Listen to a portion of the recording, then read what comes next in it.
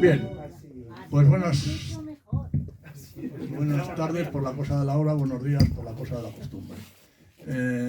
Gracias por estar aquí. Ya sé que habéis ido primero el Nazareno y esas cosas, pero que os haya dado tiempo en Semana Santa para venir me alegra y nos alegra mucho al Foro Social de Segovia, que es quien organiza este acto.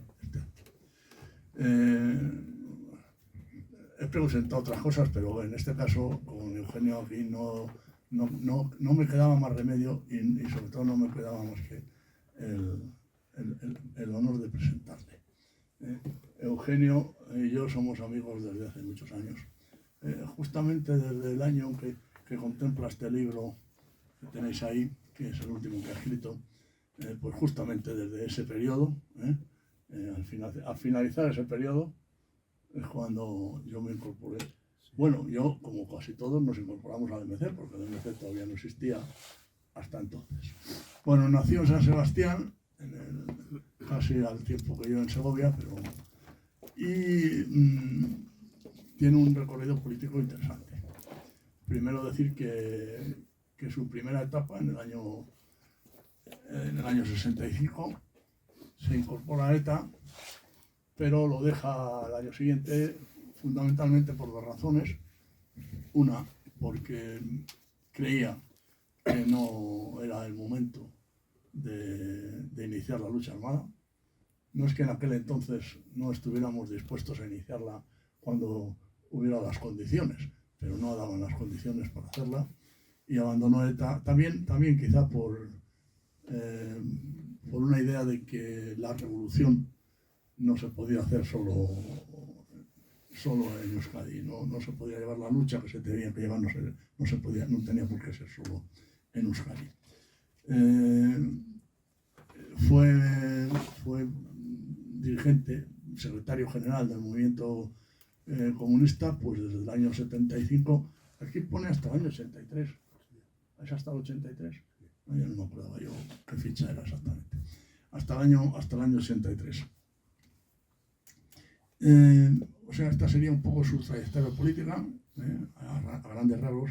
No os preocupéis porque en el libro viene bastante de la trayectoria, es decir, se basa fundamentalmente en su experiencia personal. Y luego la trayectoria ideológica, pues, ha ido variando, es decir, su ideología ha ido adaptándose, ha ido revisándose, ha ido criticándola durante mucho tiempo, y prueba de ello es otra faceta, que es su dedicación intelectual. Eugenio tiene publicados, va para casi la veintena de libros, por ahí. Demasiado. Innumerables artículos, pero tiene la ventaja... Con la mitad bastante. Sí, tiene la ventaja que al haber publicado tanto libro, se le puede seguir muy bien sus variantes, sus adaptaciones ideológicas, por decirlo de alguna manera. La clase obrera de Marx, que es del 86, donde ya hace una crítica a las ideas de Marx. Después, algunos otros, La sombra de Marx, que es una especie de revisión de cómo aquí la teoría marxista se había ido homogeneizando en la izquierda española, ¿no? Poder político y participación popular, esto ya en 2003. Vamos a ver, por aquí. Tengo mucho papel, pero no os preocupéis, que está en cuerpo 18. Porque no lo veo. No, quedar con ellos. Sí. De la indignación de ayer a hoy, de la indignación de ayer a la de hoy, que es la transformación ideológica que va sufriendo la izquierda, ya lógicamente en 2012. Bueno, primeros pasos, también escribió una cosa sobre el nacimiento de Podemos, primeros pasos de Podemos. Y hoy presentamos el último, que es Jóvenes Antifranquistas. Bueno, como va a ser Eugenio el que os hable del libro, yo no voy a hablar mucho del libro, porque si no, entonces habrías venido. Claro, lógicamente. Te lo pisas. Te lo piso. Pero sí que quiero constatar que que bueno, la editorial dice que ha tenido muy buenas críticas, alguna mala también, pero bueno, ¿sabes? Pero ha tenido, eso sí, de las editoriales, para saber si va un libro bien, ha tenido muy buenas críticas. Pues bueno, pues estupendo, pues ha tenido muy buenas críticas. No obstante, si alguien le vio en el programa de... ¿Cómo se llama el autor? 24 Fortes, Xavi Fortes. Xavi Fortes, en el de 24 horas, pues ahí ya podía ver cómo de qué iba el libro. Bueno, para mí es una disección de la juventud antifranquista, de los años 65 a los años 75, y también una expresión de cuál era el aparato, el aparejo ideológico sobre el que esta izquierda fijaba sus pretensiones. Hay alguien que pueda decir que es un acto de contrición. Yo, francamente, no creo que es un acto de contrición. En un sábado santo. En un sábado santo, por eso digo que no es un acto de contrición, porque la contrición significa arrepentimiento. Yo creo que no hay arrepentimiento, hay crítica. Y eso es como debe ser. No es cuestión de arrepentimiento, sino de crítica. Bien, pues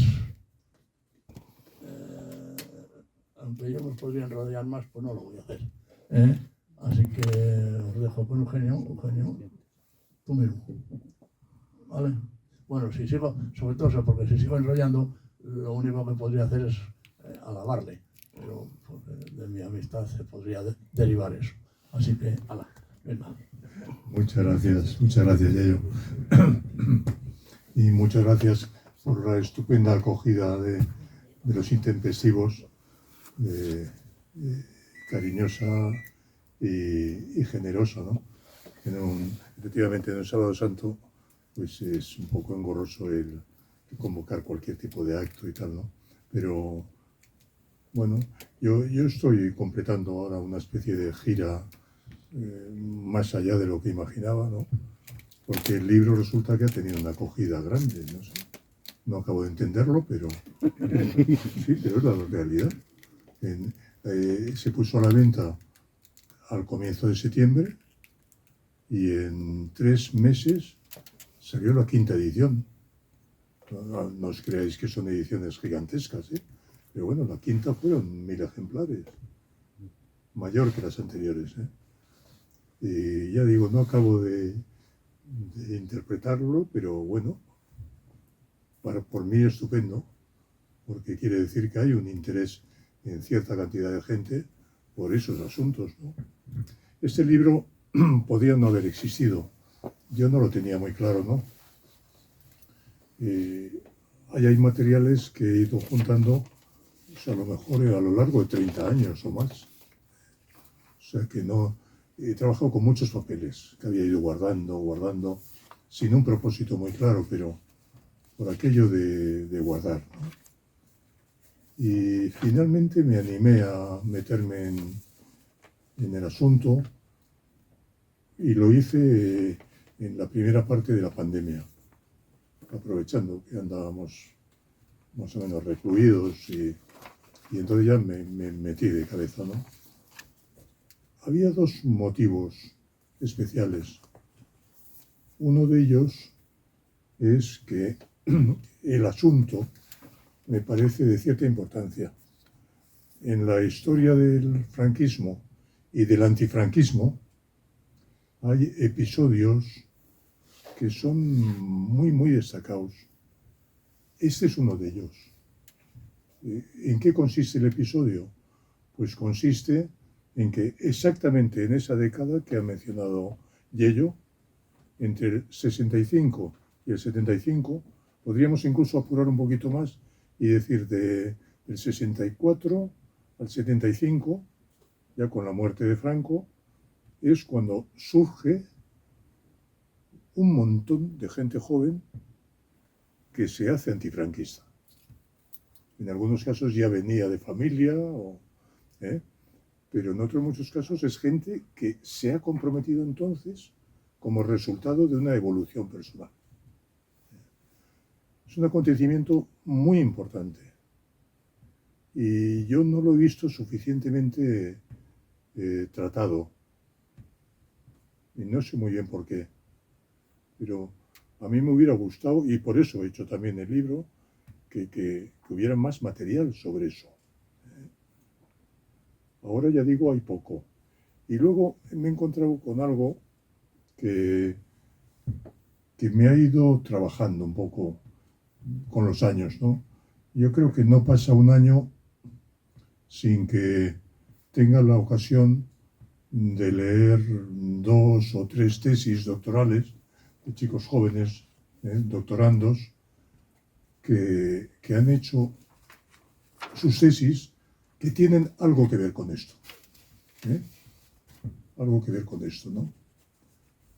Y en general me resulta un poco difícil comentarlo, proponer cosas que no sean negativas.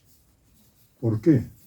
Pues porque veo que hay unas dificultades enormes en la gente más joven para trasladarse no solo a aquel periodo, que ya es, estamos hablando de 40 años, o más de 40 años, perdón, sino que además hay que meterse en las cabezas de quienes éramos jóvenes entonces e hicimos esa experiencia. Y esto ya es de locura. O sea, es de locura para nosotros mismos, no digo nada, para chavales jóvenes que están en una época totalmente diferente.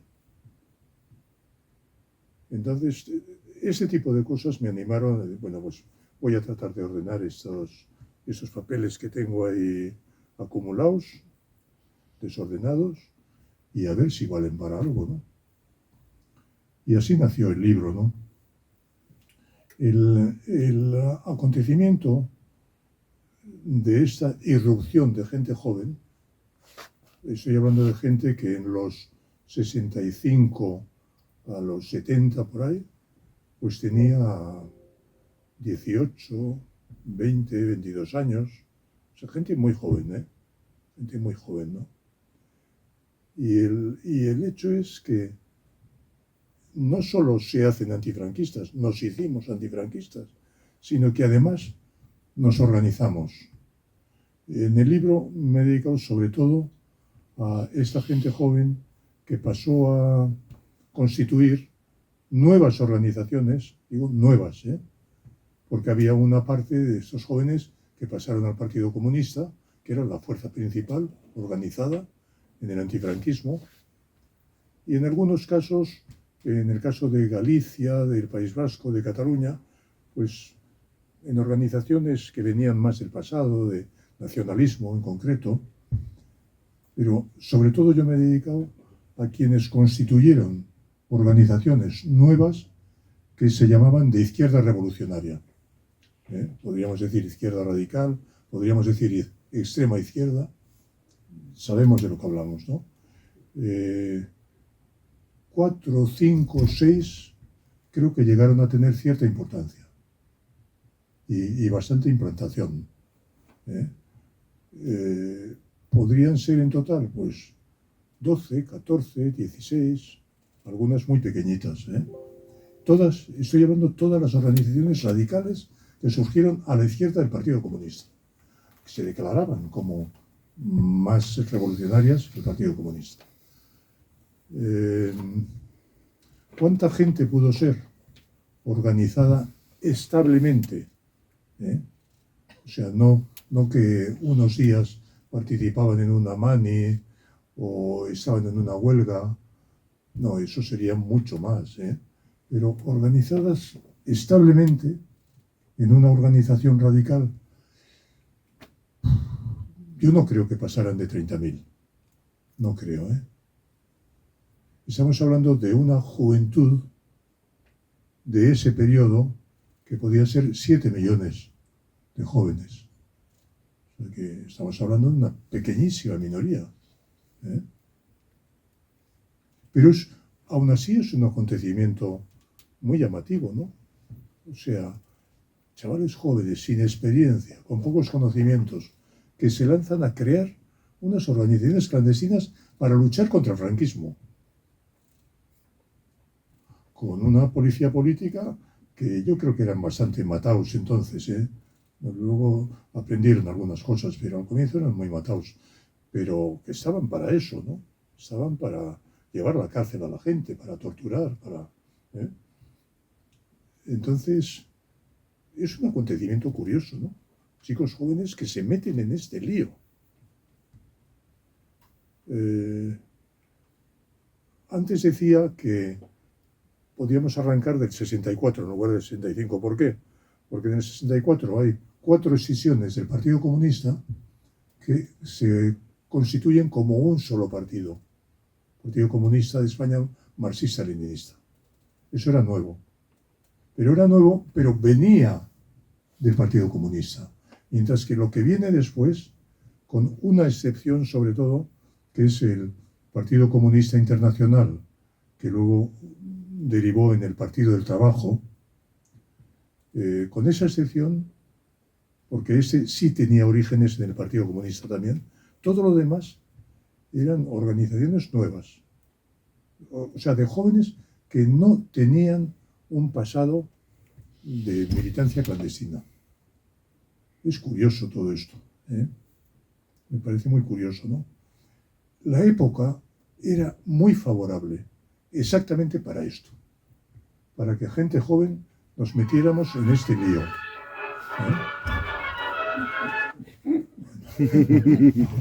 No nos ponemos firmes. Estaba preparado. Podía haber sido otro, ¿eh? Bueno, entonces, os digo que la época esa es óptima para facilitar este compromiso político de gente joven. Os doy unas pinceladas, porque hay que recordar aquella época como una época especial, distinta de lo que había habido antes y distinta, por supuesto, de lo que vino después, ya con la transición política y el régimen que surgió con la Constitución posteriormente, ¿no? ¿Qué tenía de especial? Pues tenía de especial, por ejemplo, el desarrollo económico. ¿Y qué tiene que ver el desarrollo económico con el compromiso revolucionario de jóvenes? Pues tiene muchísimo que ver. ¿Por qué? Pues porque hay mucha gente dentro de España que se traslada a ciudades. La inmigración interior en ese periodo vienen a ser cerca de 3,5 millones de personas.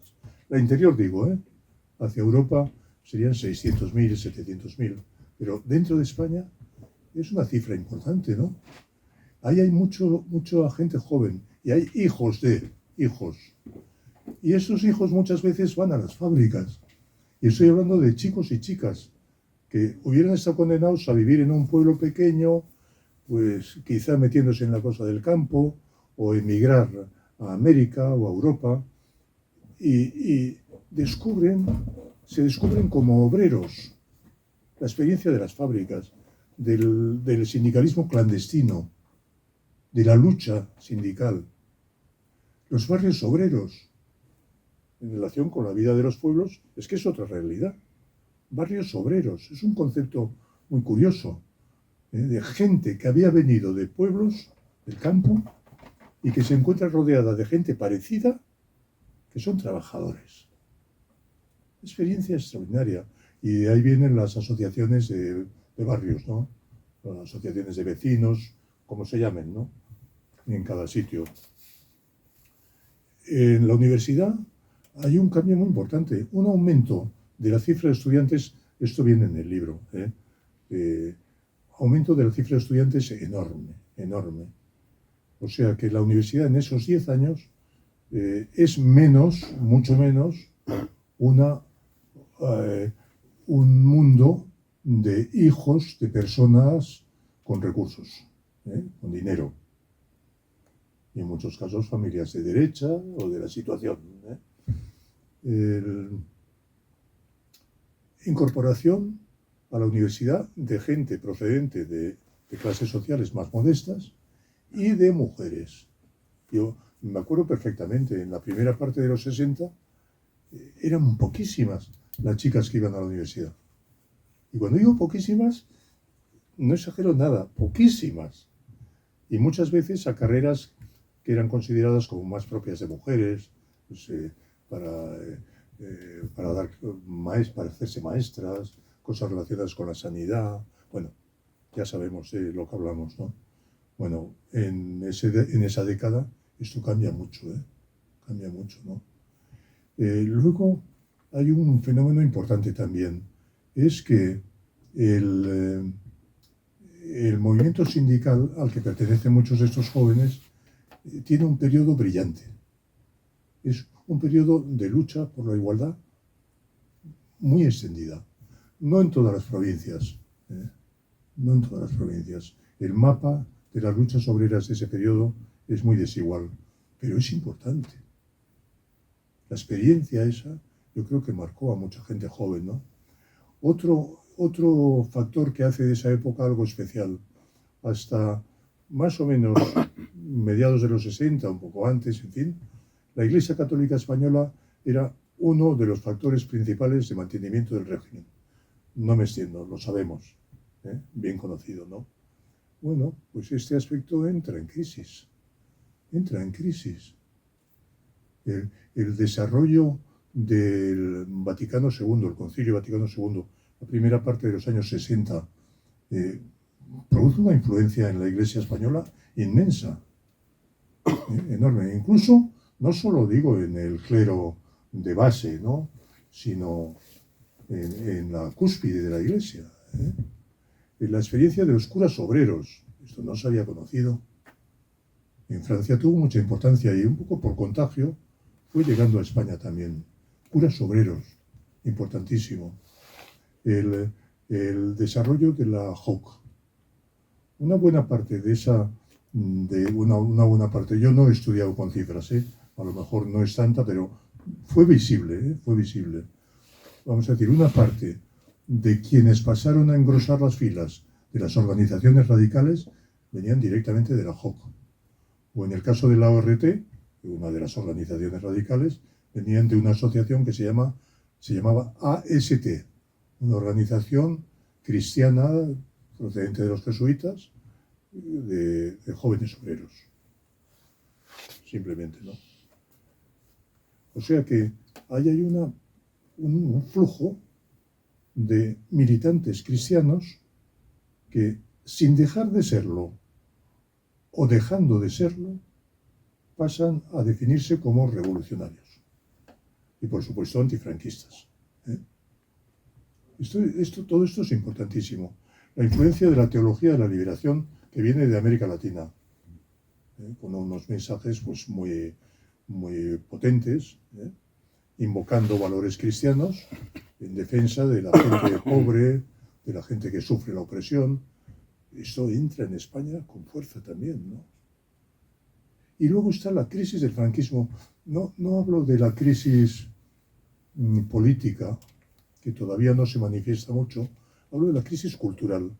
O sea, el franquismo se encuentra a mediados de los 60 y a partir de ahí se encuentra con que no tiene mensajes para dirigir a la sociedad. Esto es muy grave, incluso para una dictadura. Es muy grave. O sea, no tienes nada que proponer. Y entonces se produce un acontecimiento que no todos los franquistas lo perciben, pero algunos sí. Es la pérdida de la universidad. El franquismo pierde la universidad. Hay signos ya inquietantes para el propio régimen en los años 50, pero ya en los 60 es algo clarísimo. Recuerdo un testimonio que ha salido hace poco, yo no lo conocía por lo menos, del que fue gobernador civil de Guipúzcoa y luego de Cataluña y fue ministro del Interior, os sonará quizá todavía Garicano Goñi, Tomás Garicano Goñi. Era un navarro, tiene una historia curiosa, pero no es de eso de lo que vamos a hablar hoy, pero es un tipo curioso. Este hizo una declaración en la que decía, no hay futuro, hemos perdido a la universidad. hemos perdido a los jóvenes universitarios. Lo dijo con mucha crudeza, sí. No hubo muchas declaraciones así de crudas, pero sí había muchos que tomaban nota y se daban cuenta. Es que nuestros hijos ya no nos siguen. Y entonces se va desarrollando lo que es pues unos debates en la prensa, oscuros, el grupo Tácito, que a lo mejor os suena en algunos casos, que hacía artículos de opinión política, no antifranquista, pero sí planteaba el problema de que esto tiene que cambiar. Y mejor que cambie con iniciativa del propio régimen que no cuando no tenga más remedio. Ese es el punto, ¿no? Eso fue muy importante también, ¿no? Fue muy importante. Y luego había un vaciado ideológico en el franquismo, porque ya pues, se hicieron mayores los falangistas de la época de la guerra y no tenían ya ganas ni entusiasmo, no tenían nada que ofrecer. Aquellos espectáculos de educación y descanso, de coros y danzas, ¿dónde iban con eso? ¿A quién podían convencer? ¿A quién podían movilizar? ¿No? Y esto es importante también, que si el régimen hubiera tenido otro fuste ideológico, pues a lo mejor hubiera engañado a más gente, pero ya no había. Bueno, y luego el mundo era un mundo en ascuas. Guerrillas latinoamericanas, la guerra de Vietnam, procesos de descolonización con guerras en algunos casos, tentativas de defenderse en sus posesiones del imperialismo norteamericano, a base de organizar golpes de Estado, atentados contra opositores, un mundo de mucha tensión. Ahora conocemos algunos focos de tensión, pero lo de entonces yo creo que era muy superior, muy superior. O sea que los jóvenes entonces, vivíamos en un clima en el que la violencia política era algo extendidísimo, cotidiano, como muy naturalizado en nuestras vidas, ¿no? Bueno, ¿qué importancia tuvo aquella generación de jóvenes? Pues tuvo importancia en muchos aspectos. Primero, reforzó la oposición. O sea, fue como una inyección, un refuerzo. Llegaron refuerzos. Bien es cierto que esos refuerzos ya no quedaban tan concentrados alrededor del Partido Comunista, eran más focos, pero llegaban refuerzos. Vinieron a añadirse a lo que ya había. Luego eran refuerzos muy activos. Antes dije, no creo que pasaran de 30.000 o así, pero muy activos y además organizados. Había mucha gente que era antifranquista, pero que no estaba en una organización. Pero yo estoy hablando sobre todo de quienes sí se organizaron. Y con un nivel de eficacia y de creatividad que visto retrospectivamente me llama la atención. O sea, éramos gente sin conocimientos. Un mal conocimiento de la sociedad, por empezar por ahí, del mundo, de la historia de la izquierda. Experiencia. Yo, hablando de la experiencia del MC, en los primeros pasos, yo era de los mayores. Quiero decir, con 23, 24 años, 25, era de los mayores.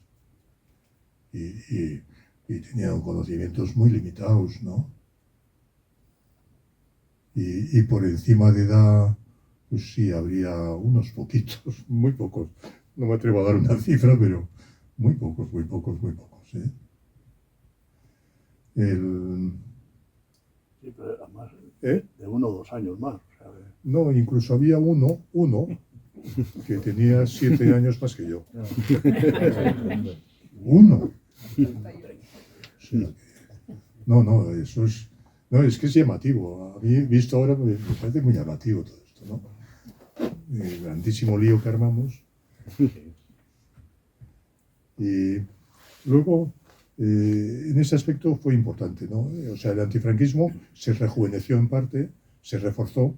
Luego hubo muchos jóvenes también, claro, que iban hacia el Partido Comunista o organizaciones de la periferia. Bueno, pero todo esto fue un aumento de la fuerza antifranquista, ¿no? Luego, un aspecto que me parece también muy importante, como éramos muy jóvenes, aprendíamos muy rápido. O sea, por referirme a la experiencia que yo conocí de cerca, pues en un periodo de 2-3 años podíamos poner sobre la mesa nuevos líderes sindicales, cientos de nuevos líderes sindicales, que tampoco tenían experiencia, pero se habían convertido en pocos años en líderes sindicales. Importantísimo. En la universidad, todos eran líderes, claro, jóvenes, obviamente, ¿no? Estamos hablando de la universidad. Y que tenían apenas experiencia, pero aprendían a toda velocidad, ¿eh? Y con un nivel de eficacia en la organización bastante grande. Creo que en general aprendimos lo que era la clandestinidad. La clandestinidad tenía una parte técnica de formas de organización, de comunicación, los contactos, y yo creo que lo aprendimos en general, bien. Habilidades para la propaganda política, sistemas de prensas clandestinas, ¿no? O sea, todo había que hacerlo desde cero, ¿no? Y eso daba un aprendizaje muy rápido, ¿no? Hemos solido tener en cuenta a veces la importancia de lo que vino en los años 80, ¿no? Vinieron los llamados nuevos movimientos sociales. El feminismo aparece más o menos, feminismo organizado con presencia, a partir del 76. En los 80 tiene ya mucha fuerza. Pues muchas de las mujeres feministas que están al frente de esa experiencia habían hecho el aprendizaje frente al franquismo. Pero esto lo puedo decir también de sindicalistas, lo puedo decir de asociaciones de barrios, de la universidad. Es así la cuestión. El grandísimo movimiento contra la presencia de España en la OTAN entre el 81 y el 86. Ahí estaba así plagado de líderes que se habían hecho en el antifranquismo, que aprendieron, que empezaron a aprender con el antifranquismo. O sea, podría detenerme en muchos aspectos, ¿no? Pero yo creo que a partir del 65 en adelante cambia la situación de las fuerzas sociales en disposición de luchar. Cambia, para bien. Y eso es muy importante, ¿no? No quiero decir con esto que todo fuera perfecto, ¿no? Yo he tratado de separar como 3 puntos débiles que afectan a todas o a casi todas o en desigual medida a las organizaciones radicales de este periodo. 3 puntos débiles. Uno es el que ya he mencionado: falta de conocimientos, falta de experiencia. Entonces, cuando faltan conocimientos, cuando falta experiencia y cuando falta gente mayor que pueda ayudar a aprender, ¿qué es lo que ocurre? Que se produce imitación. Se imita. En la experiencia que yo conocí del movimiento comunista, pues éramos en cierta forma una imitación de lo que creíamos que habían sido los partidos comunistas en épocas pues, de los años 30, 40, cuando considerábamos que eran más luchadores, más radicales, más revolucionarios. Y éramos una imitación en el nombre que dábamos a las cosas, en la estructura que teníamos, en las ideas que estudiábamos, que aprendíamos, los autores, los mismos autores. O sea, éramos como una reproducción de los viejos partidos comunistas, solo que con gente joven que no había vivido aquella experiencia y que no estaba en condiciones de abordar aquella experiencia con una cierta distancia crítica. No, era como coger un camino y además en el caso del MC nos hicimos maoístas entre el 71 y el 76, 77, luego fue decayendo, Empezamos a plantearnos algunas preguntas que no nos cuadraba, pero claro, es tremendo, ¿no? Porque en realidad el maoísmo en Europa era también un maoísmo de imitación. Leíamos con auténtica devoción las cosas que llegaban de China. las obras de Mao Zedong, las publicaciones oficiales de Pekín, y lo tomamos en serio, como si fuera verdad. Y luego nos fuimos dando cuenta que ahí había mucho de material de propaganda para uso interno de China, para mantener un poder político sobre millones y millones y millones de personas, ¿no? Cuando nosotros en España decíamos, hemos aprendido de China lo que se llamaba la línea de masas.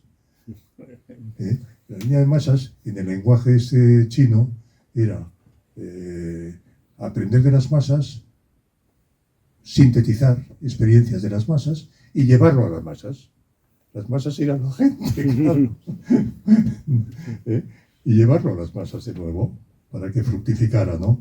Claro, yo me di cuenta tardíamente que en realidad en China este era un artefacto para disciplinar a la gente.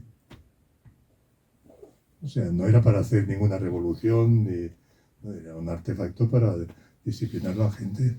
Línea de masas era una producción propagandística que acondicionara las mentes de la gente para actuar en una dirección, siempre respetando lo que venía de arriba, ¿no?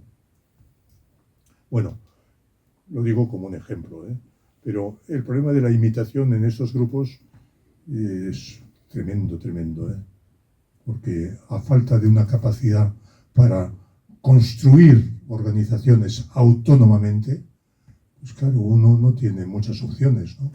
Es copiar lo que le parece más potable, que a lo mejor no lo es. Otro punto delicado, pues la identificación. Eso yo creo que se dio en todas o en casi todas las organizaciones radicales. La identificación con regímenes políticos en el mundo que procedían de alguna revolución o algo parecido, pero que eran dictaduras, que no respetaban los derechos humanos. Empezando por la Unión Soviética, seguimos con China, está Cuba, estaba Albania incluso, para alguna de las organizaciones radicales de la época. Dictaduras que no respetaban los derechos humanos. En realidad, el concepto mismo de derechos humanos en las organizaciones radicales de la época no funcionaba, no existía. No existía. Me he dado cuenta muy tardíamente, pues, revisando papeles. Y sí, democracia, libertad, tal. Claro que también era paradójico, porque es democracia y libertad, pero durante años considerábamos que China era un régimen estupendo. No cuadra, ¿no? Lo que hace la ignorancia, ¿no? Bueno. Y luego hay otro punto delicado también, Hay otro punto delicado, la violencia política. Para mí es de los más delicados.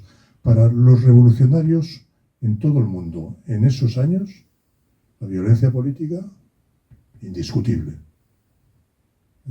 Y no estoy hablando de una violencia política para acabar con una tiranía, con una dictadura.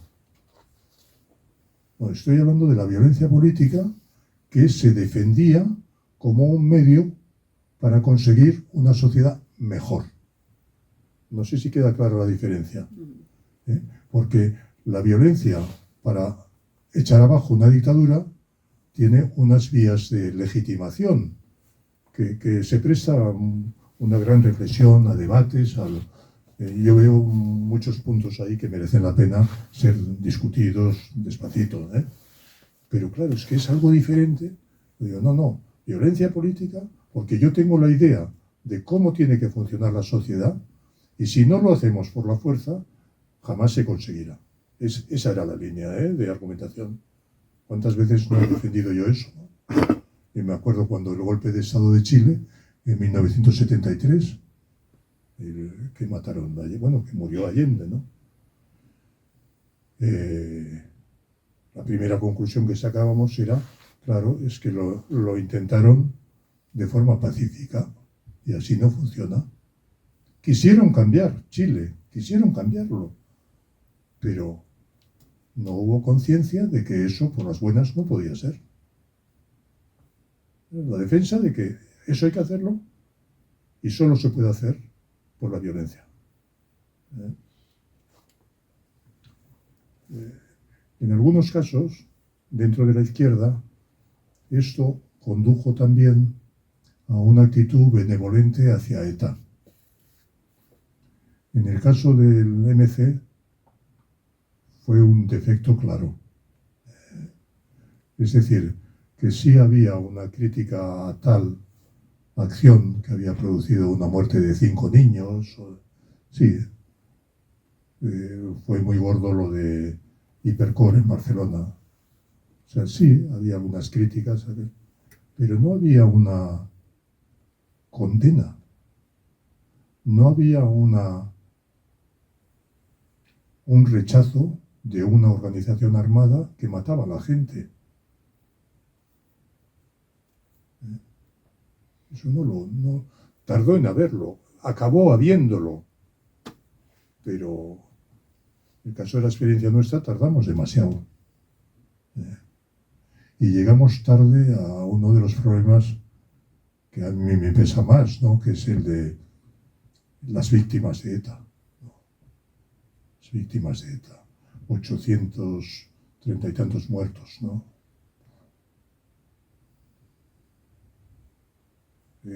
Algunos tardamos mucho. Creo que hubo en la izquierda revolucionaria algunos grupos que fueron más, que afinaron más, que fueron más conscientes. En esos casos a veces había también un defecto, y es que se criticaba a ETA más por razones políticas y no por razones éticas o de derecho.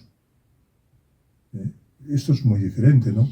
Porque quien dice, no, es que no deberían matar porque están consiguiendo un efecto contrario al que buscan, no, la cuestión es si una minoría armada tiene derecho a andar matando a la gente porque piensa de una forma diferente y porque tú tienes unos objetivos políticos que no son secundados por algunas personas. Entonces merecen la muerte, ¿no? Ese es el problema de fondo, ¿no? El derecho a matar para conseguir algo que consideras un bien político. Que habría que discutir si lo es o no lo es, ¿eh? Para mí la independencia de Euskadi no es un bien político. Entonces habría que discutir, pero desde luego matar a quien no está de acuerdo, eso es la barbarie. Y una parte de la izquierda radical estuvimos en eso. Y hay que reconocerlo. Bueno, ese tipo de problemas yo veo, ¿no? Echando la vista atrás, en presentaciones como esta, pues sí ha solido plantearse el problema. Entonces, nos arrepentimos de haber estado contra el franquismo y tal. Yo no encuentro en general antifranquistas que se arrepientan, y yo tampoco. Me parece de lo mejor que he hecho en la vida, porque he hecho algunas que no eran muy allá, ¿eh? Entonces, de lo mejorcito me parece eso, ¿no? Sí lamento pues el haber estado encuadrado en algunas ideas como las que acabo de mencionar, que hubiera sido mejor no tenerlas encima de la cabeza, ¿no? Pero no, el antifranquismo es una página de las más brillantes de 40 años de historia de España, de lo mejor. Y lo que siento es que por estos tejemanejes de la política y tal, pues haya quedado un tanto devaluado, ¿no? Como que es una cosa del pasado, que no merece la pena andar recordando, que en todas partes se hicieron cosas que estaban mal. No. Es una página gloriosa y que hay que recordarla y hay que defenderla, ¿no? Lo que no impide reconocer los errores, ¿no? En parte este libro pues trata de recordar también los errores, ¿no? Que no dé la impresión de que quienes estuvimos implicados nos parece que todo lo que hicimos fue maravilloso, ¿no? No, no lo fue. Pero sin quitar nada a lo que sí lo fue, sin quitar ni un puntito, ¿no?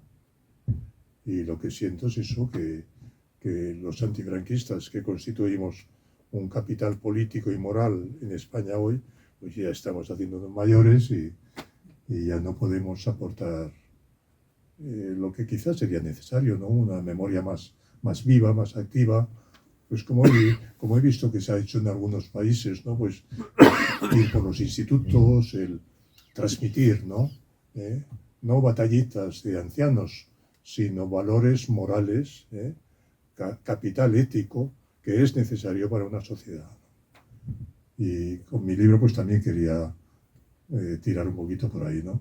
Y creo que me he alargado demasiado, ¿no, Diego?